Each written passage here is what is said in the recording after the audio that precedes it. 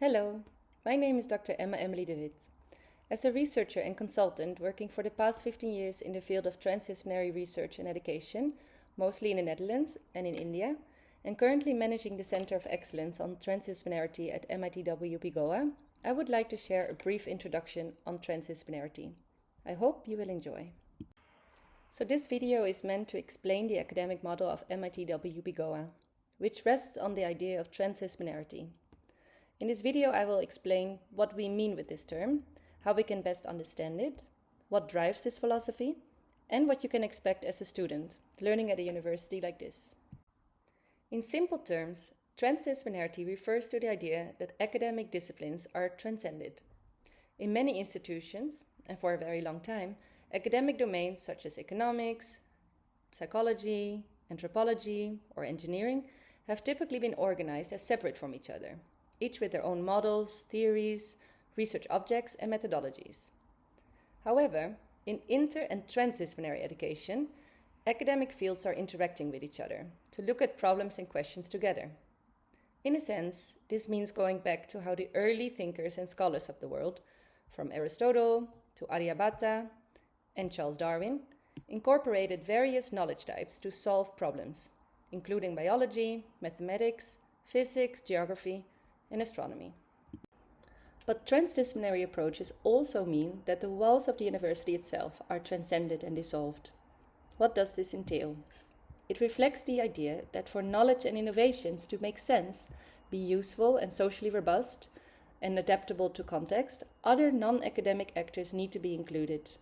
Stakeholders such as practitioners, NGOs, industries, farmers, government bodies, when relevant to the problem, have to be invited to think about what research should focus on, what problem is to be solved, what the causes and consequences of these problems are, and what is needed to find good solutions. Why is this important? Transdisciplinary approaches in education are important for 3 reasons. 1, because many contemporary problems of today are complex and wicked and need a different approach.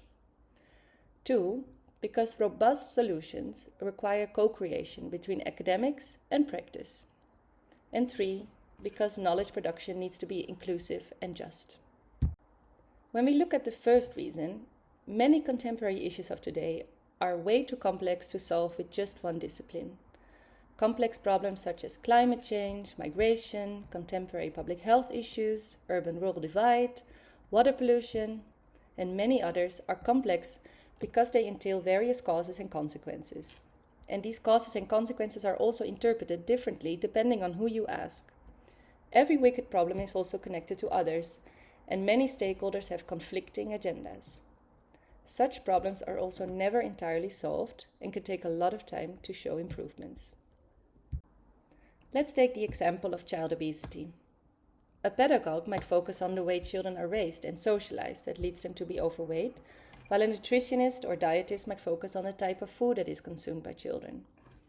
An anthropologist will put attention on the social economic backgrounds of certain families and their access to healthy food, while an economist might think about the market dynamics in a capitalist system that make people consume too much.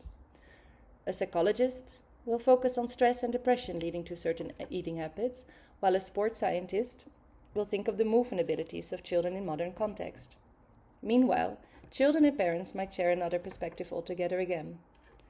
How to incorporate all these valid perspectives and integrate them into innovations and solutions that work in the long run. Connected to this, transdisciplinary approaches are important to make sure that solutions offered are socially robust. Socially robust means that they address societal needs, have gained a certain legitimacy by being accepted and not just technically sound. Transdisciplinarity then focuses on creating continuous and reflective dialogues between academic and non-academic partners to ensure that the gap between science and practice is not too large, and innovations are informed by the knowledges that make sense to consider.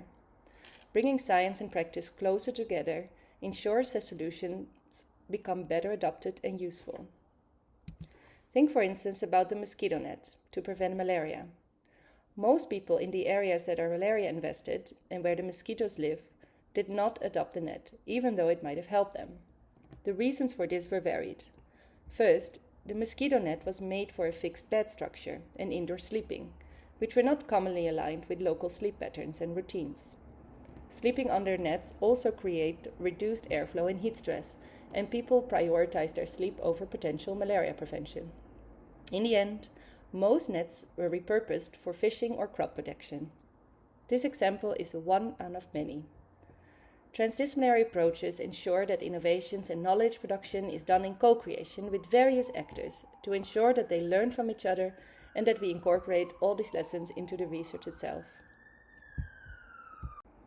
Third and finally, transdisciplinarity is necessary also because it disrupts the dominance of single disciplines and epistemic traditions that have historically marginalized other ways of knowing.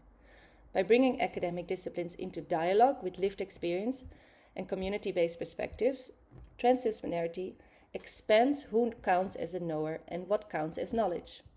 This plurality helps correct epistemic injustice by reducing silencing, misrepresentation, and exclusion, enabling knowledge to be co-produced in ways that are more inclusive and socially responsive. There are many other ways of explaining transdisciplinarity, the reasons behind it, and the various methods and processes that are involved. But you will learn all of these at MIT WPU Goa. As such, you will learn the essential skills and approaches that will help you in the rest of your career, as these are exactly the traits you need to be agile and adaptable to various contexts. Skills such as system thinking, values thinking, inter- and interpersonal competence, empathic listening, co-creation, ethical leadership, knowledge integration, and many other skills.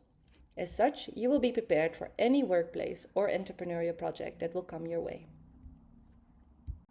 You will be able to carve out your own unique learning path, focusing on problem areas that you find important to contribute to. Through the 5 interacting pillars of the university, including academic programs, centers of excellence, living learning societies, research institutes, and the College of Sports and Wellness, you will constantly be immersed in real-world context where your knowledge will be applicable and expanded. If this philosophy appeals to you, do apply. Our university faculty and researchers look forward to meeting you.